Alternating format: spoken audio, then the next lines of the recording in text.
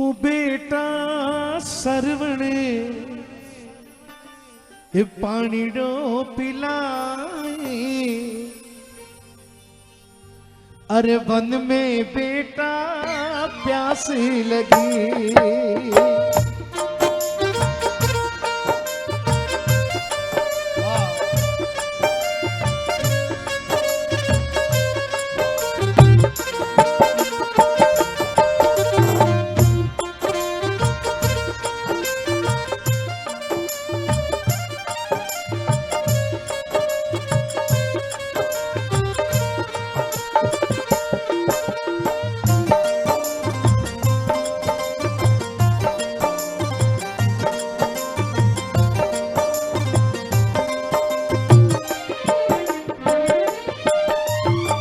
आला लीला बांस कटाया कावड़ लिनी बना।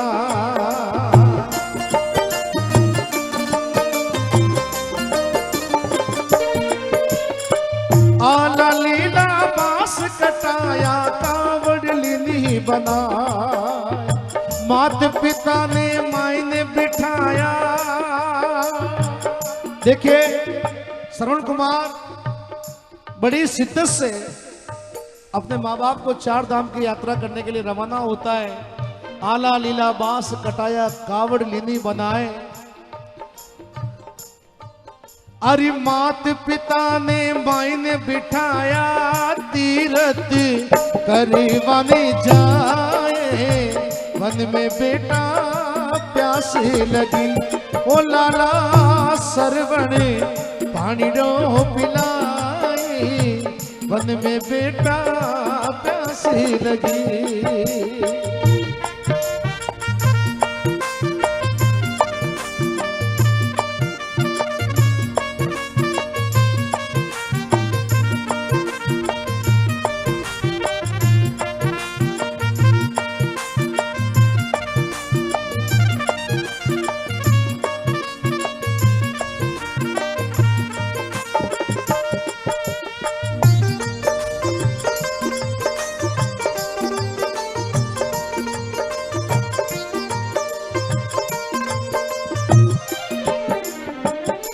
और देखिए अपने अंधे माता पिता को एक कावड़ बना, कावड़ में बिठाकर श्रवण कुमार रवाना होता है। देखिए इधर ये श्रवण कुमार की बात चल रही है, ये छोटी सी एक कथा उनकी चल रही है और आप सभी के बीच में ये गौ माता की झोली भी आ रही है। तो आप सभी लोग अपनी श्रद्धा के अनुसार उस गौ माता की झोली के अंदर भी कुछ अपने कमाई का अंश कुछ दान अवश्य प्रदान करें। कावड़ के दोनों पटलों के अंदर माता पिता को बिठाकर श्रवण कुमार रवाना होता है। चलते चलते कोसों दूर पहुंचते पहुंचते अयोध्या नगरी पहुंचते हैं और अयोध्या नगरी पहुंचते श्रवण कुमार के माता पिता को प्यास लगती है और व्याकुल होकर कहते कि हे बेटा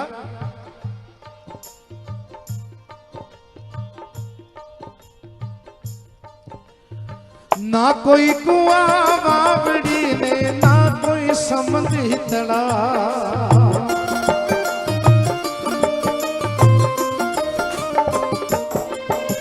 श्रवण कुमार ने कहा कि हे मां हे पिताजी ना कोई कुआं बावड़ी ने ना कोई समुद्र तला। तब श्रवण ने मन में सोची किया जले पाओ मारी माए। वन में बेटा प्यास लगी ओ लाला सरवण पानी डो पिलाई। वन में बेटा प्यास लगी।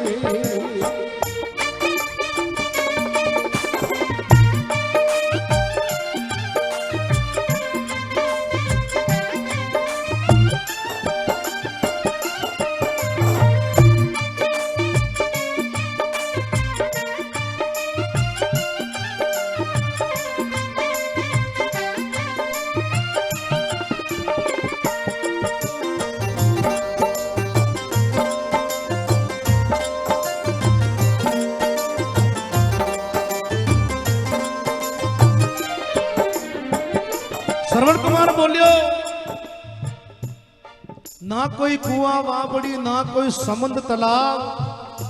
हे मां, जल कहां से लाऊं? पानी नहीं मिला। काफी दूर गगन के अंदर, आकाश के अंदर कुछ पंछियों को उड़ते हुए देखा। श्रवण कुमार ने मन में विचार किया, बोला ऊंचा नीचा कदमा ऊपर बगला उड़ी उड़ी जा।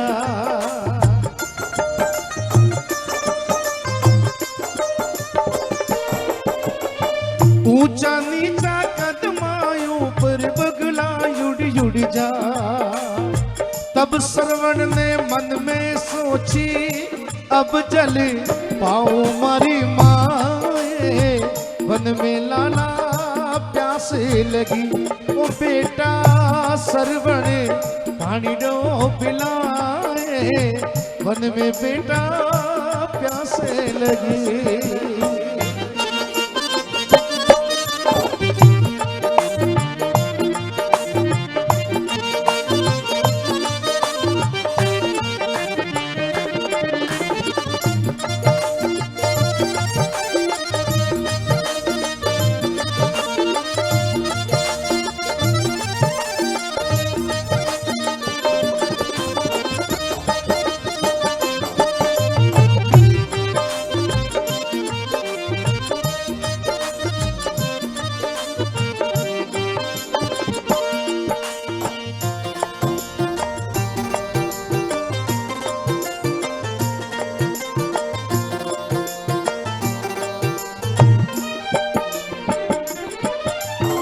ले झारी सरवण चलो आयो सरवर ने पास।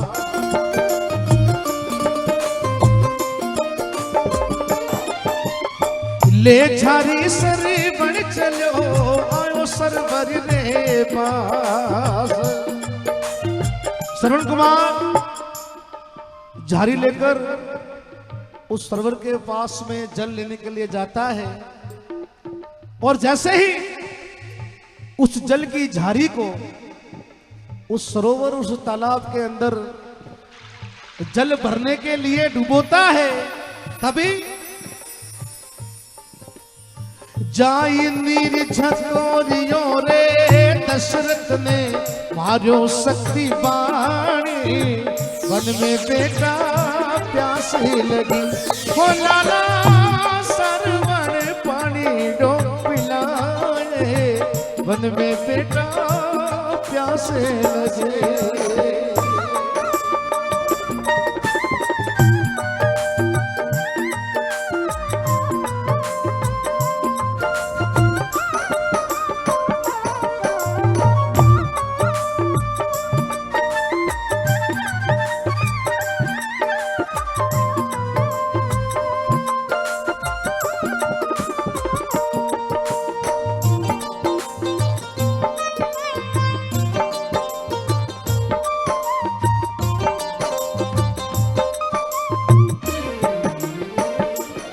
राजा दशरथ ने जैसे ही बाण चलाया, बाण श्रवण कुमार का सीना चीरता हुआ निकल गया। राजा दशरथ शब्द भेदी बाण की क्रिया जानते थे। उन्होंने पक्षियों की सड़सड़ाहट को सुनकर सोचा कि कोई पक्षी है, कोई जानवर है। जहां से आवाज आई उसी दिशा के अंदर बाण चलाया, और वो बाण श्रवण कुमार के सीने को चीरता हुआ निकल गया,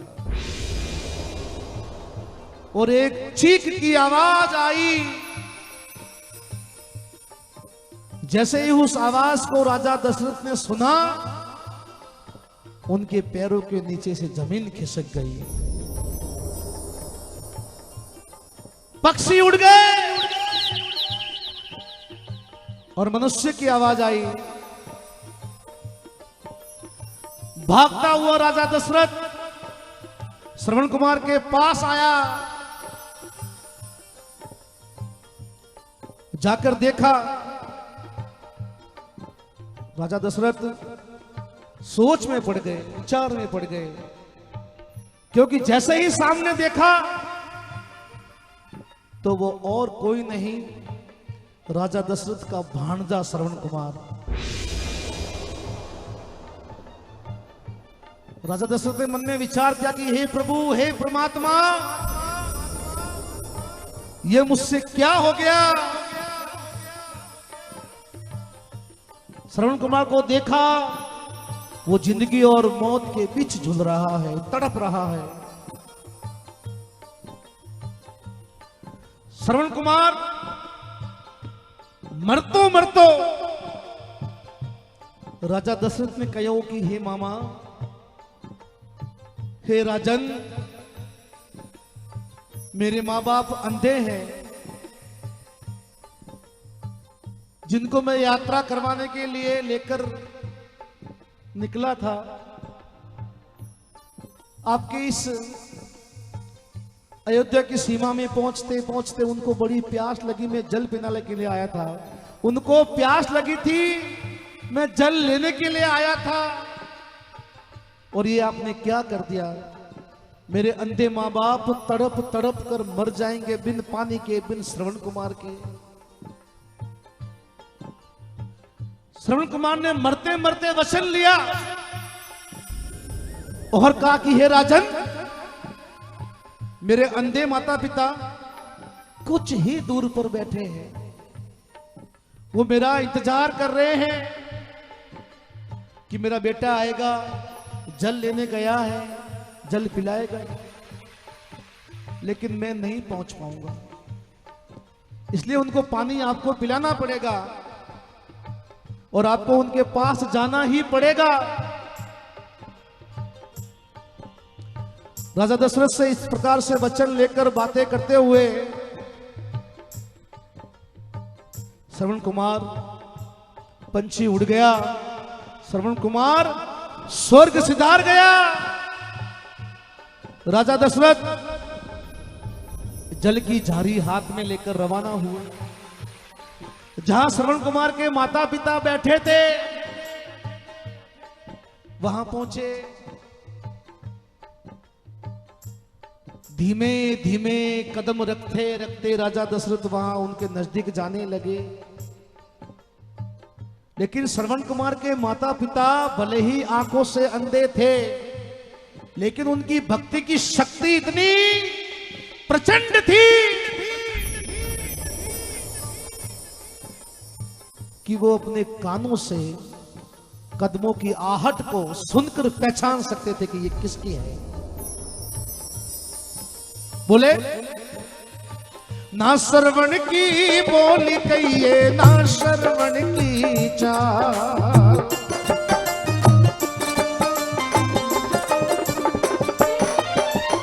ना श्रवण की बोली कहिए, ना श्रवण की चाल।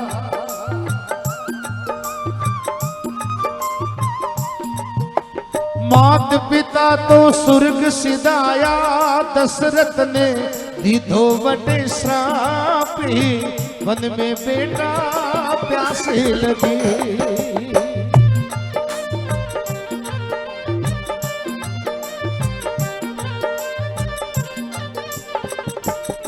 राजा दशरथ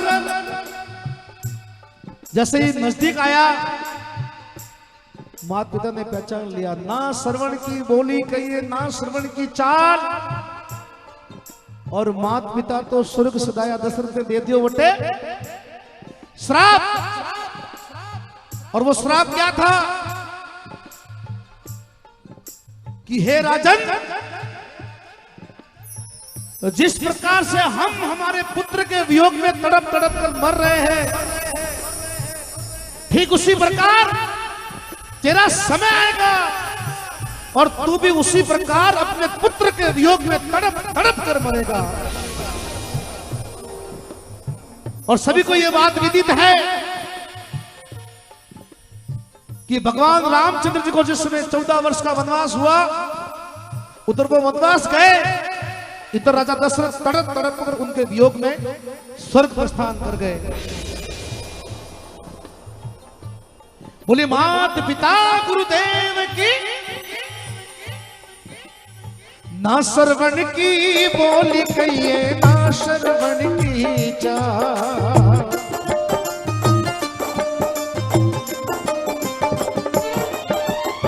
ना श्रवण की बोली कहिए ना श्रवण की चाह।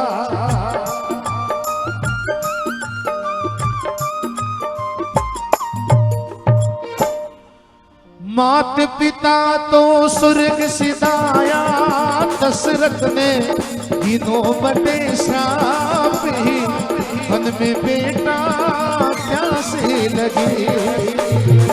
दोनों हाथों को उठाते हुए जो अपने मात पिता को मानता है, जो प्रेम करता है, दोनों हाथों को उठाकर जयकारा करे। बोलिए मात पिता गुरुदेव की, मात पिता गुरुदेव की। मात पिता तो स्वर्ग सिधाया, मात पिता तो स्वर्ग सिधाया दशरथ ने तीनों बटे श्राप ही मन में बेटा प्यासे लगी। ओ लाला सरवन पानी तो पिलाए मन में बेटा प्यासे लगी।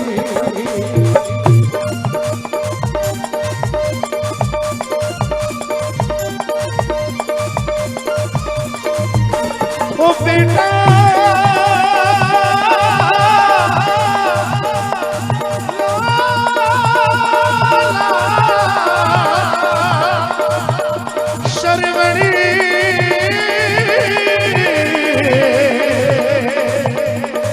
बेटा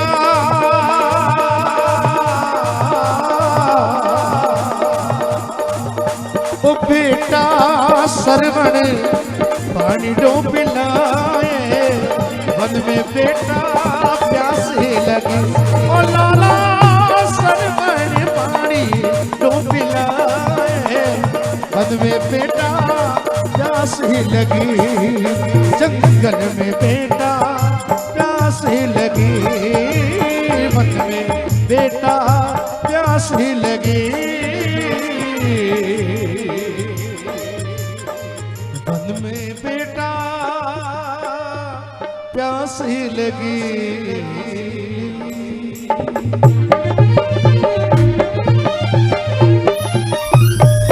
बोले अपने अपने मात पिता गुरुदेव की जय हो।